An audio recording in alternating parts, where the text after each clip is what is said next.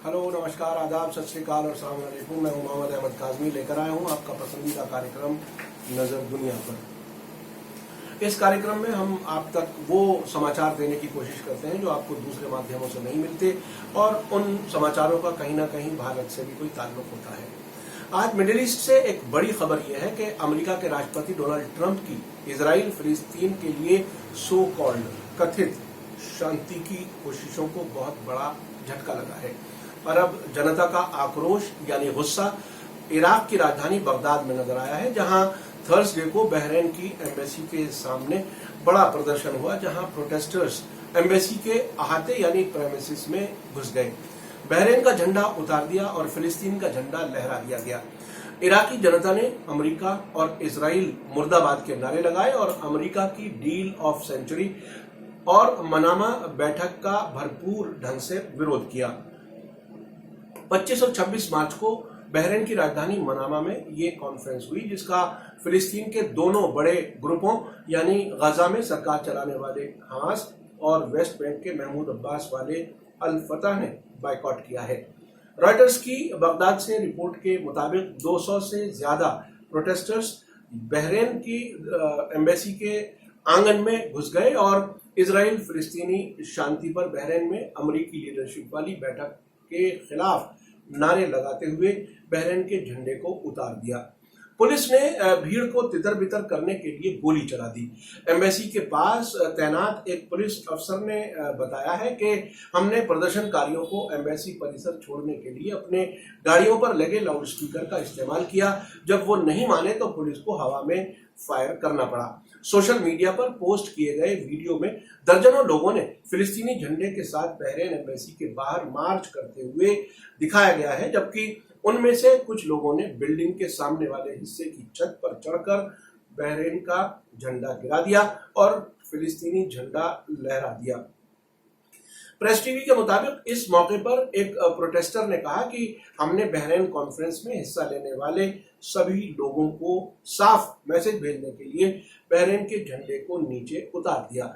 हम फिलिस्तीन पर गैर कानूनी कब्जा करने वाले इजराइल के साथ कुछ अरब देशों के जरिए रिलेशंस को सामान्य बनाने की मजबूती से मुखालिफत करते हैं और कभी भी हम फिलिस्तीन को सपोर्ट करना नहीं छोड़ेंगे। आपने देखा, अरब जनता फिलिस्तीन के साथ और उनकी सरकारें इजराइल और अमेरिका के साथ। उसने प्रोटेस्टर ने कहा कि हम इसके लिए लड़ने के लिए तैयार हैं। उधर गल्फ न्यूज ने खबर दी है कि बहरीन ने इस घटना के बाद थर्सडे को ही इराक में अपने एम्बेसडर अहमद नायफ रशीद अल दुलैमी को मशवरे के लिए स्वदेश बुला लिया है। बहरीन के विदेश मंत्रालय की वेबसाइट पर एक बयान में कहा गया है, बहरीन की विदेश मंत्रालय ने प्रोटेस्ट करने वालों के जरिए इराक में अपनी एम्बेसी पर हमले को कंडम यानी निंदा करता है। साथ ही यूएई यानी यूनाइटेड अरब एमिरेट्स ने भी इराक में बहरीन एम्बेसी पर हुए हमले को कंडम किया है यानी निंदा की है। वहां के विदेश और अंतर्राष्ट्रीय सहयोग मंत्रालय ने इस हमले को डिप्लोमेटिक उसूलों का उल्लंघन यानी वायोलेशन बताया है और इराकी सरकार से अंतर्राष्ट्रीय कानूनों के मुताबिक जिम्मेदारी निभाने की अपील की है। उधर इराक के विदेश मंत्रालय के प्रवक्ता यानी स्पोक्सपर्सन अहमद अस्सहाफ ने कहा है कि एम्बेसियों और डिप्लोमेट्स की सिक्योरिटी की जिम्मेदारी बगदाद सरकार की है और इराक इस अंतर्राष्ट्रीय कानून पर अमल कर रहा है। दिलचस्प बात यह है कि गल्फ न्यूज ने ही एक और खबर दी है कि बहरीन के विदेश मंत्री यानी फॉरेन मिनिस्टर शेख खालिद ने थर्सडे को ही इजराइल के साथ खुले ताल्लुकात की वकालत की है। यानी जो कोशिशें की जा रही हैं मोहम्मद बिन सलमान और मोहम्मद बिन जायद के जरिए के तमाम अरब मुल्क इजराइल के साथ डिप्लोमेटिक रिलेशन खुल करके करें, उसी की बात को बहरीन के फॉरेन मिनिस्टर ने इजराइल के चैनल 13 जो एक टेलीविजन चैनल है इजराइल का, उसके साथ इंटरव्यू में ये बात कही। अरब इतिहास में पहली बार किसी अरब देश के विदेश मंत्री ने इजराइल के चैनल 13 के साथ एक इंटरव्यू में कहा कि इजराइल ऐतिहासिक यानी हिस्टोरिक तरीके से इस पूरे क्षेत्र की, इस इलाके की विरासत का हिस्सा है, इसलिए यहूदी लोगों के लिए हमारे बीच एक जगह है, यानी इजराइल के वजूद को वो एक तरह से तस्लीम कर रहे हैं। उन्होंने इस इंटरव्यू के दौरान इजराइल के जरिए सीरिया में ईरानी ठिकानों पर किए जाने वाले हमलों का समर्थन करते हुए कहा कि हर देश को अपने बचाव का अधिकार है, यानी अपने सेल्फ डिफेंस का हक है। उन्होंने ईरान को स्थिरता और इलाके की सिक्योरिटी के लिए एक बड़ा खतरा बताते हुए कहा कि आतंकवादी समूहों के लिए ईरान के समर्थन ने अरब इजराइल शांति की कोशिशों में रुकावट खड़ी की हुई है। ये बात ईरान खुलकर कहता है कि इजराइल के फिलिस्तीन की जमीन पर कब्जे की मुखालफत करने वाले हमास और हिजबुल्लाह को वो सपोर्ट और समर्थन करते हैं। इन दोनों संगठनों को अमेरिका, यूरोपीय देश और उनके दोस्त अरब मुल्क आतंकवादी यानी टेररिस्ट संगठन होने का आरोप लगाते हैं। बहरीन के विदेश मंत्री शेख खालिद ने कहा कि मनामा में होने वाली कॉन्फ्रेंस में मिडिल ईस्ट में शांति के लिए एक अहम मौका दिया है। मनामा कॉन्फ्रेंस, जिसे वर्कशॉप भी कहा गया है, में अमेरिकी राष्ट्रपति डोनाल्ड ट्रंप के सलाहकार दामाद और बेंजामिन नेतन्याहू के नजदीकी समझे जाने वाले जारेड कुशनर ने फिलिस्तीनी इजराइल के शांति के लिए लंबे समय से टालने वाली डील ऑफ द सेंचुरी के फाइनेंशियल हिस्से की डिटेल बताई, लेकिन इस कॉन्फ्रेंस में फिलिस्तीनियों ने बायकॉट किया, जो वॉशिंगटन पर इजराइल के समर्थन का आरोप लगाते थे। फिलिस्तीनियों की तरफ से मनामा कॉन्फ्रेंस की मुखालफत को देखते हुए अरब देशों ने भी काफी निचली सतह पर हिस्सा लिया है। पहले बताया जा रहा था कि अरब देशों के बादशाह यानी क्राउन प्रिंस हिस्सा लेंगे, लेकिन ऐसा नहीं हुआ। फिलिस्तीनियों ने पूरी तरह से बायकॉट किया।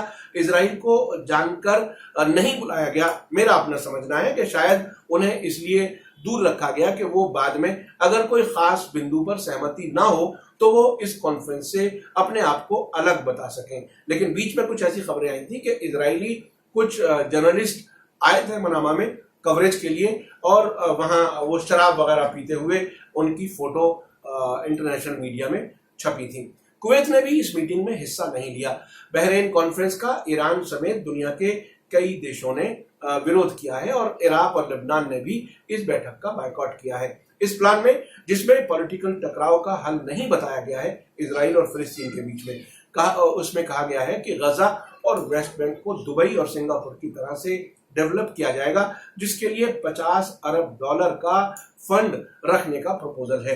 इस पूरे प्लान में इजराइल को फिलिस्तीन की जमीन पर गैर कानूनी कब्जा करने वाला नहीं बताया गया है, न ही इजरायली गैर कानूनी बस्तियों को हटाने की बात कही गई है, और न ही फिलिस्तीनी रेफ्यूजी को वापस देश में जाने की बात कही गई है। अमेरिका के बताए गए प्लान के मुताबिक फिलिस्तीन के इजराइल के कब्जे से बाकी दोनों हिस्सों गजा और वेस्ट बैंक को आपस में जोड़ने और बुनियादी सुविधाओं, शिक्षा और स्वास्थ्य यानी एजुकेशन और हेल्थ को डेवलप करने के लिए एनवायरनमेंट में सुधार करने की बात कही गई है। इजराइल के साथ रिलेशंस बनाने के लिए सऊदी अरब, संयुक्त अरब अमीरात और बहरीन समेत कुछ अरब देशों की कोशिशें ऐसे समय में अंजाम पा रही हैं कि जब इजराइल ने वर्षों से फिलिस्तीनियों का जीवन दूभर करके अरब और मुस्लिम देशों के एक बड़े इलाके पर कब्जा कर रखा है। मनामा कॉन्फ्रेंस से पहले अमेरिकी प्लान के बारे में कुछ जानकारियां जानबूझकर लीक की गई थी ताकि प्रतिक्रिया यानी रिएक्शन का अंदाजा लगाया जा सके। एक जानकारी ये लीक होकर आई कि इस योजना के तहत बैतुल मुकद्दस यानी जेरूसलम को हमेशा के लिए इजराइल की राजधानी बना दिया जाएगा। एक जानकारी ये लीक हुई कि पश्चिमी तट के इलाके को 2 हिस्सों में बांट दिया जाएगा। एक हिस्सा जॉर्डन के तहत चलेगा और दूसरा फिलिस्तीनियों के पास रहेगा। ये जानकारी भी लीक की गई कि जो फिलिस्तीनी अलग अलग देशों में या फिलिस्तीन के अंदर ही रेफ्यूजी के तौर पर रह रहे हैं, उन्हें अपने घर वापस लौटने के हक से हमेशा के लिए दस्तबरदार कर दिया जाएगा, क्योंकि उनके इलाकों पर इजरायली सरकार ने गैर कानूनी रूप से बस्तियां बनाकर यहूदियों को बसा दिया है। मुस्लिम देशों की जनता भी इस योजना के खिलाफ है, क्योंकि ये योजना इजरायली इच्छाओं यानी ख्वाहिशात और उनके हितों यानी उनके इंटरेस्ट को पूरा नहीं करती। इजराइल के हितों और उनके इच्छाओं को पूरा करती है। यही वजह है कि इजराइल से ताल्लुकात को नॉर्मल करने के बारे में अरब दुनिया में बहुत शदीद इख्तलाफ पाया जाता है। आपको याद होगा कि सऊदी अरब के क्राउन प्रिंस मोहम्मद बिन सलमान और यूएई के क्राउन प्रिंस मोहम्मद बिन जायद अरब और मुस्लिम देशों के इजराइल से डिप्लोमेटिक रिलेशंस बनाने का समर्थन करते रहे हैं। अबू धाबी में तो इजराइल का एक बिजनेस ऑफिस भी खुल चुका है। मोहम्मद बिन सलमान अपने अमेरिका दौरे में यहूदियों के एक कार्यक्रम में ये कह चुके हैं कि यहूदियों को अपनी जमीन पर रहने का हक है। इन सब कोशिशों के बावजूद अरब देशों की हुकूमतें अपनी जनता से इस हद तक डरी हुई हैं कि वो इजराइल के साथ डिप्लोमेटिक रिलेशंस नहीं बना पा रहे। पिछले 6 महीने में इजराइल के prime minister Benjamin Netanyahu Oman और एक और इजरायली मिनिस्टर दुबई की यात्रा कर चुके हैं। मेरा कार्यक्रम आपको कैसा लगा कमेंट्स में जरूर लिखें। आपने देखा जनता की ताकत क्या होती है।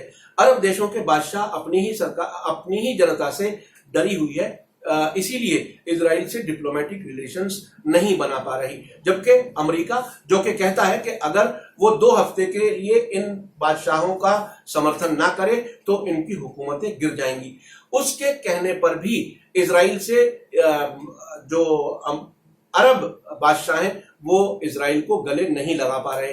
अगर आप देश और दुनिया की खबरों को सच्चाई के साथ समझना चाहते हैं तो हमारे कार्यक्रम को अपने सभी सोशल मीडिया प्लेटफॉर्म पर जरूर शेयर करें। अगर अब तक media star world YouTube channel को सब्सक्राइब ना किया हो तो फौरन सब्सक्राइब करें। आप हमें फेसबुक, ट्विटर और इंस्टाग्राम पर भी फॉलो कर सकते हैं। इसी के साथ मुझे दीजिए इजाजत। धन्यवाद, शुक्रिया। जय भारत, जय हिंद।